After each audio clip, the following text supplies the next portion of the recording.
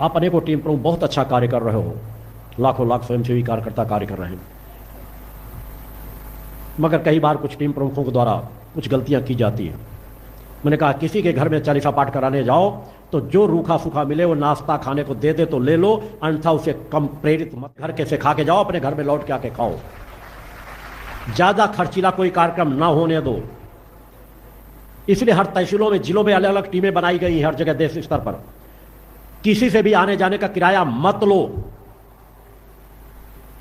निरर्थक उनके ऊपर खर्च का दबाव मत डालो।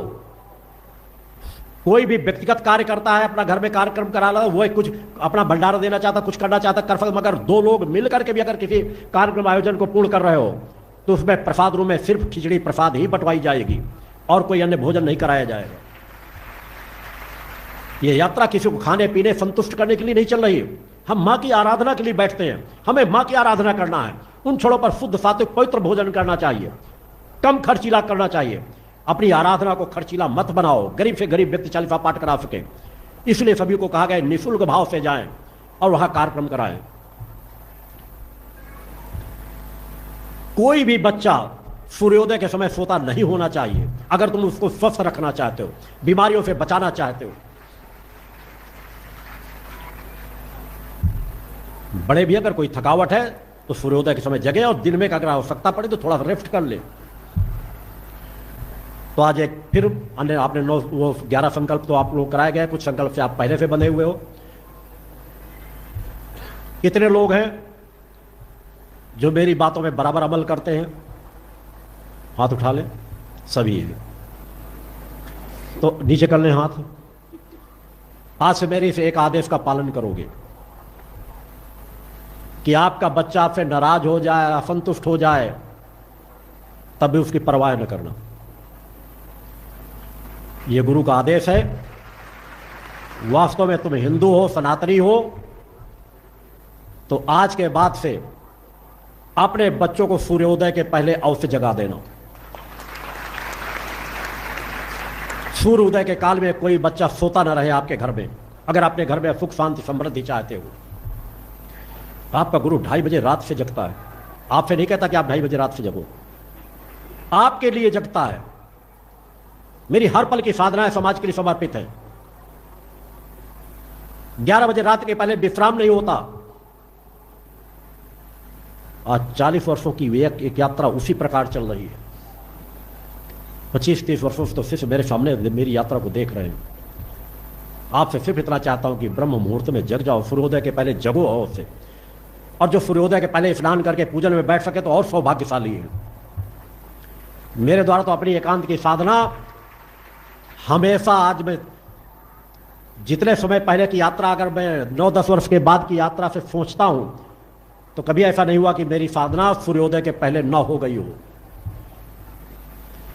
आज भी अपनी साधना को पूर्ण करके, जो आप लोगों के कल्याण के लिए की जाती है, सूर्योदय के साथ ही चालीसा भवन में आपके बीच उपस्थित होता हूं। एक दिन का फर्क नहीं पड़ता। तबीयत खराब हो, ठीक हो, अच्छी हो, बुरी हो, ऐसा तो नहीं कि 40-45 सालों में कभी अस्वस्थता ना आई हो।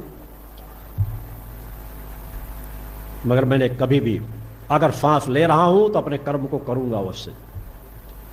जिस समय लोग मलेरिया जैसे बुखार में कांपते हैं, रजाइयों के ऊपर, कंबलों के ऊपर कंबल ओढ़ लेते हैं, मुझे भी 1-2 बार ऐसा, 1-2 बार क्या, कई बार ऐसा हो जाता है। शिष्यों के बीच रहता हूं, मेरे अपने कोई कष्ट नहीं है। कोई बीमारी मेरे योगों से के आधार पर मेरे शरीर को स्पर्श भी नहीं कर सकती। अनेकों बार मैंने प्रमाण समाज को दिए हैं कि मैंने बताया है कि अगर आज ये कष्ट मेरे पास हो रहा है तो देखो उस व्यक्ति को यही कष्ट है। मैं जब बैठता हूं, प्रणाम करने के लिए बैठता हूं, तो इन आकर्षणों को लेकर बैठता हूं कि मेरी ऊर्जा प्रवाहित हो और समाज की कुछ दुख तकलीफें, कुछ कष्ट मेरी तरफ आए और मेरी ऊर्जा तरंगों के साथ या तो नष्ट हो या मैं भोग कर उन्हें नष्ट करूं। ये मेरी नित्य प्रति का संकल्प होता है। ये मेरा सहज स्वभाव है। जिस तरह माता के जब बच्चा गोदी में आ जाता है तो उसके स्तन से दूध निकलना प्रारंभ हो जाता है, वो चाहे तो नहीं रोक सकती। उसके पहले कभी आप वही नारी है, वही शरीर है, दूध कभी नहीं आता स्तनों में। यही एक गुरु का, चेतनावान गुरु का सहज स्वभाव है। इसलिए शिष्य भी जानते हैं, जो मेरे नजदीक देखते हैं, कि जब मैं प्रणाम करा करके उठता हूं वो मेरे लिए सबसे कष्ट के क्षण होते हैं। कष्ट के क्षण इसलिए नहीं कि कोई कष्ट नया आ जाता है, ध्यान साधना में कितने घंटों बैठा रहूं कोई फर्क नहीं पड़ेगा, मगर जब सब लोगों को स्पर्श कराता हूं नजदीकता से, या किसी क्रमों से जब मैं आशीर्वाद देने की मुद्रा में बैठते हो, चाहे मेरी चरणों पादुकाओं की स्पर्श कर रहे हो, तो मेरा वही प्रक्रिया सहज प्रारंभ हो जाती, मैं चाहूं तो नहीं रोक सकता, और वो मेरे शरीर पर प्रभाव डालते हैं। मगर आदिशक्ति जगतजननी जगदम्बा की कृपा से बड़ी बड़ी स्थिति आती निकल जाती। मैं उन क्षणों की बात कह रहा था कि आपको थोड़ा सा बुखार हो जाएगा, बस कंबल के ऊपर कंबल ओढ़ते चले जाओगे, बहाना मिल जाएगा, सब काम करते रहोगे, मगर उठने के लिए बुखार है तो हम क्यों उठे, बुखार है तो 2 घंटे आराम जरूर करेंगे। और मुझे जिस दिन ऐसा हो जाता है कि शरीर को ठंड लग रही हो, बुखार से शरीर कांप रहा हो, उस दिन मैं 10-15 मिनट पहले और उठता हूं। बाकी दिनों पे 8-10 बाल्टी से स्नान करता हूं, तो उस दिन 2-4 बाल्टी पानी से और ज्यादा स्नान करता हूं, कि इस शरीर को मुझे सुख नहीं देना, इस शरीर को तपाना है। कोई भय, कोई बीमारी, कोई तकलीफ मेरी लक्ष्य से मुझे विमुख नहीं कर सकती। तुम रोकना चाहोगे, मैं और ताकत के साथ बढ़ूंगा। कोई आलस से जड़ता, निराशा मेरे ऊपर हावी नहीं हो सकती। ये मेरा नित्य प्रति का कर्म है। आपसे अपेक्षा करता हूं कि तुम मेरे अगर शिष्य हो तो आज से संकल्प करके जाओ कि स्वयं सूर्योदय के पहले जग जाओगे।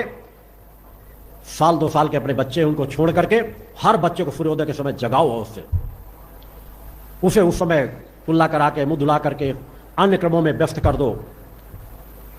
जरूरत पड़ेगी तो दिन में कभी आराम कर लेगा अगर उसको लगेगा। ये आदतें डालो, ये हमारे संस्कार की मूल नींव है। उस दिशा में कार्य करो। तो आज के बाद सभी लोग करोगे, सबको जगना ही पड़ेगा सूर्योदय के पहले। बच्चों को जगाओगे, ये नहीं कि हम उठ के जा रहे हैं तो अपना भी कंबल बच्चों के ऊपर उड़ा